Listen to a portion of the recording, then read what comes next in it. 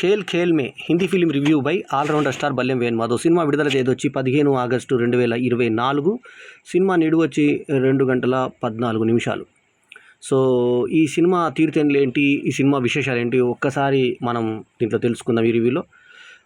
Cinema ఇందాకే చెప్పినట్టుగా 134 నిమిషాల 7 సెకండ్లు దీని నిడివి, పూర్తి నిడివి.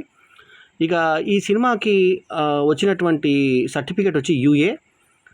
The hilarious revelation of the shock fact that your friends and spouses are nothing more than masked strangers dwelling behind a pony pile of lies. Sometimes just need one game. That game is now on. అని చెప్పి ఇంగ్లీష్లో చిన్న write-up ఉంది ఈ cinema గురించి. అక్షయ్ కుమార్ ఈ సినిమాలో రిషబ్ మాలిక్గా నటించాడు. ఇదే రోజు ఆయన అతిథి పాత్రలో నటించినటువంటి స్త్రీ 2 రిలీజ్ అయింది. ఇది రెండో సినిమా అనుకోండి. ఒకటే రోజు 2 సినిమాలు ఒక సూపర్ స్టార్ రావడం ఒక విశేషం కాగా. వాణి కపూర్ తెలుగు సినిమాలో 8వ సినిమాలో హీరోయిన్గా నటించిన వాణి కపూర్ ఆల్రెడీ హిందీ ఆమెనే వర్తిక ఖన్నాగా ఈ సినిమాలో నటించింది. అట్లాగే అమ్మీ విక్ వచ్చేసి హర్ప్రీత్ సింగ్గా నటించాడు.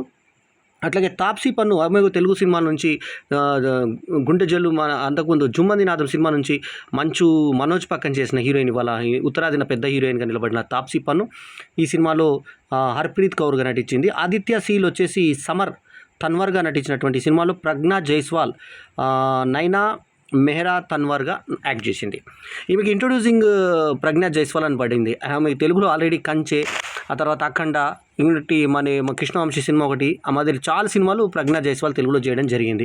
ఆమె తెలుగు వాళ్ళకు పూర్తిగా బాగా వెల్ నోటెడ్ యాక్ట్రెస్. అట్లాగే ఫర్దీన్ ఖాన్ మనకు రామ్ గోపాల్ వర్మ సినిమాలో హీరోగా నటించిన ఫర్దీన్ ఖాన్ చాలా కాలం తర్వాత ఈ సినిమాలో కబీర్ పాత్రలో నటించాడు. ఇక ఈ సినిమాని 3 నిర్మాతలు తీశారు. టీ సిరీస్ కిషన్ కుమారు, ఆ తర్వాత విపుల్ డి షా, తర్వాత భూషణ్ కుమారు, తర్వాత అశ్విన్ వార్దే, ఆ తర్వాత రాజేష్ బాహి, ఆ తర్వాత శశికాంత్ సిన్హా. ఈ ప్రత్యేకత ఏంటంటే 8 మంది సంగీత దర్శకులు పనిచేశారు ఈ సినిమాకి. 8 మంది నిర్మాతలు ఈ సినిమాకి నిర్మాణం చేశారు. మనోజ్ కుమార్ కాతోల్ సినిమాటోగ్రఫీ చేసినటువంటి సినిమాకి నినద్ కానోల్కర్ ఎడిటర్గా చేసేగా సౌండ్ డిజైనింగ్ వచ్చేసి అరుణ్ నంబియార్ చేశాడు. చాలా బాగుంది సౌండ్ డిజైనింగ్, చాలా ఎక్స్ట్రాడినరీ ఉంది. చిన్న చిన్న బిట్స్ కూడా ఇట్లా కుర్చీ కదిలిన చప్పుడు కూడా, నవ్విన చప్పుడు, కొద్దిగా కదిలిన చప్పుడు కూడా మనకు వినిపించేలాగా శబ్దగ్రాహకం ఉంది ఇందులో.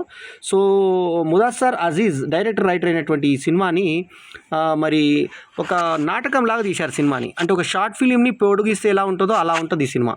అంటే సినిమా అంటే మనం ఒక పాట, పద్యం ఇలాంటివన్నీ ఎక్స్పెక్ట్ చేస్తాం కదా. ఇందులో కూడా 2-3 పాటలు ఉన్నాయి, లేవని కాదు. 8 మంది సంగీత దర్శకులు పనిచేయలేరని కాదు. కాకపోతే కాన్సెప్ట్ ఏదైతే తీసుకున్నారో అది బోర్ కాన్సెప్టు, తర్వాత పిచ్చి కాన్సెప్టు.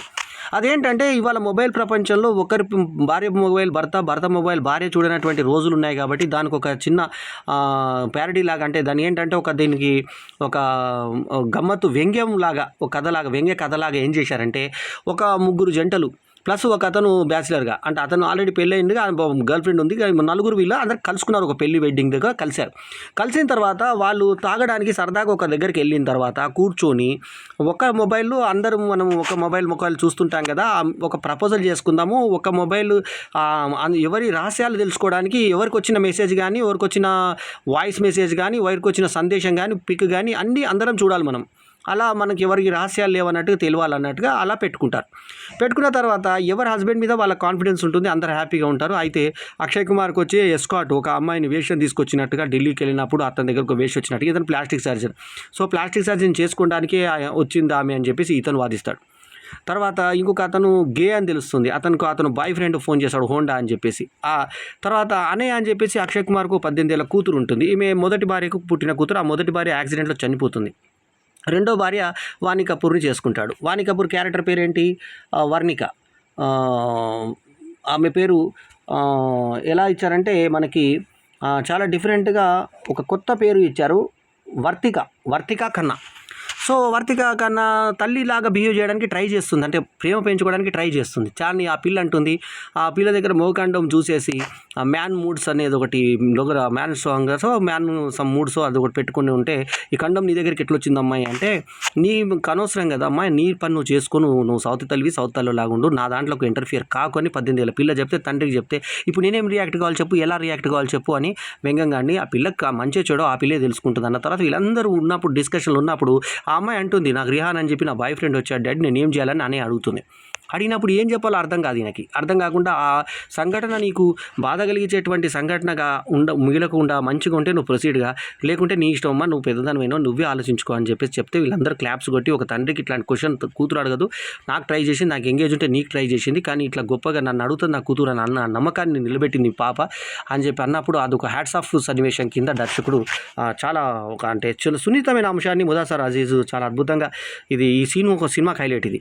ఆ తర్వాత ఇక్కడ ఇంకొక అతనికి ఒక అతనేమో గే అని వెళ్తుంది, ఒక ఆమెకి వేషం తిరిగి వెళ్తే తిరిగి అతను వేషం తీసుకొచ్చిన తన కోసం కాదు, ఈమె తమ్ముని కోసమే అని చెప్పేసి తర్వాత తెలుస్తుంది. అతన్ని లాస్ట్కి పెళ్లి కొప్పిస్తాడు, అలా పెళ్లితోటి మనకు సుఖాంతం అవుతుంది. అయితే కథ అంతా ఒకటే రూమ్లో జరగడం, మనకు ఓ పెద్ద హోటల్, రిచ్ హోటల్ తీసుకున్నారు, ఆ రిచ్ హోటల్లో కూర్చొని వీళ్ళు మాట్లాడుకోవడమే కథ. సో దీనికి నేను ఇచ్చినటువంటి రేటింగ్ 2.75/5. ఎందుకంటే